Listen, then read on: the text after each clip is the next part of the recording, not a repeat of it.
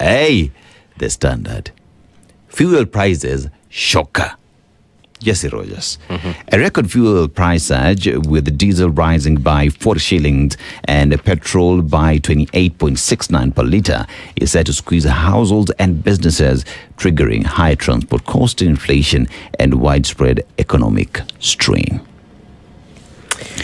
Well, the Standard says this is the steepest rise in pump prices for both products since EPRA began capping fuel prices in 2010. So this is historic. Historic, yeah. Yeah, so new prices of a litre, so that would be for diesel will be 206 shillings, and the new price for petrol will be 206 per litre in Nairobi. Those are prices for Nairobi. In other areas across the country, we have different prices and variations due to what one would say is cost of transportation as well. So in Migori, I'm pretty sure is 209 shillings. And there is something that is happening at IMF. Stop lying is what IMF is saying. The country's bid for an IMF bailout has hit a brick wall, with the IMF warning of billions in hidden debt beneath official figures. The Kenyan officials in Washington, led by Treasury CS Mbadi, have embarrassingly been exposed as what? As lies. We're trying to hide everything. Accountability is a problem in Kenya, and I think this has been an ongoing conversation. The likes of the Kiharu Member of Parliament, Ndindi Nyoro, have been sustaining pressure for the true reflection of our debt stock in the country. And remember, there's this privatization issue. When it comes to, is it privatization or the use of the RMLF funds? Securitization. I think that's the word. We haven't put that as our debt stock. So it's definitely an issue we need to look at, even as we go to the IMF for assistance. So you see here now, the lender accuses Kenya of using a narrow legal definition of debt.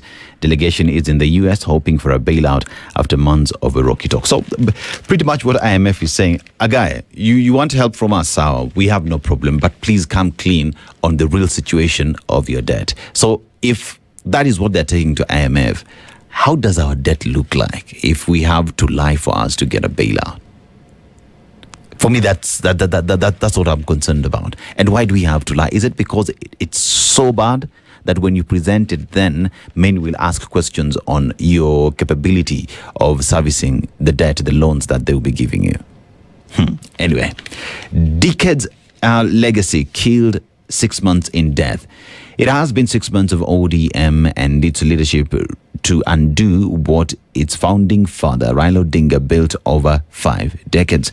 Now, the once formidable party base is wobbling as leaders fight off any competition, real or imagined. And his turned-friend William Ruto is having a field day in his backyard. You'll get that story on page 6 of Kenya's bold newspaper, The Standard. So that's what you find ourselves in. And if you go to page 2, the fallen flag, erectile dysfunction cases rising among young men. Now, kwambia watu hapo, it looks like hawezi wakalima shamba. Clinicians report a growing number of younger patients seeking care. Many of the cases stem from anxiety. About 1 in 10 young adults in Nairobi County suffer from the condition, with strong links to physical inactivity. So, this is what I'm going to say. They're saying you are not walking, you're not running, you're not lifting, you're basically inactive.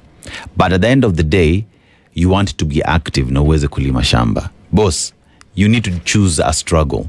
All these things go hand in hand. And we talk about anxiety. We need to find the reason why young people are experiencing anxiety. So there is the issue of even the economy.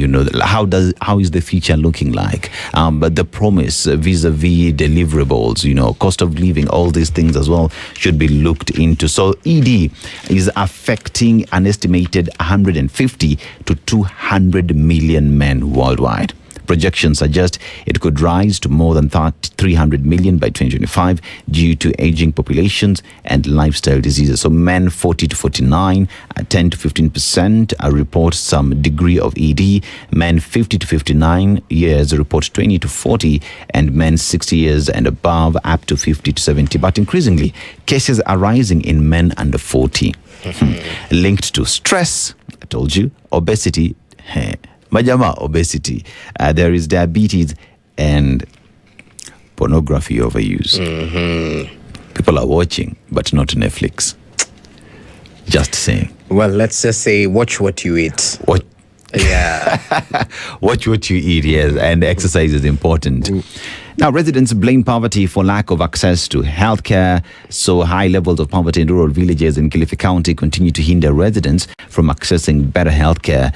This was revealed during a free integrated health screening medical camp organized by the Rotaract Club. So here's a question of, you have SHA, right, which is supposed to cushion you. So what does it mean when one is unable to pay? I know right now there is Lipa Pole Pole, but does Lipa Pole Pole grant you access to healthcare in SHA? I think these are the conversations we're having, because remember, my dad usually says this: when you do this, your fingers are all not the same. And that is just how life is. So what is the government doing to ensure that, as much as life represents our fingers, that at least everyone gets something that is equitable for all? So that would be healthcare, education, and access to security, and enjoying some rights as well. So Fourth Wiseman Play Thrills Kenya Drama Fest, that is in the ongoing drama competitions that are ongoing, and 2 are arrested at the entrance of Army compound. So 2 suspects who were arrested at the gate of military premises in Nairobi have been handed over to Anti-Terrorism Police Unit for further investigation. So that is Isaac Abdi Adin and Isaac Mohammed. Isaac were arrested at the ongoing affordable housing project belonging to the military at Roysambu.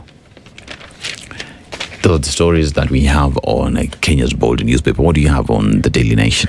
Well, the Daily Nation is going big with the issue of fuel still, but a different angle. Yes. Fuel lies. The controversial cargo has triggered a criminal investigation.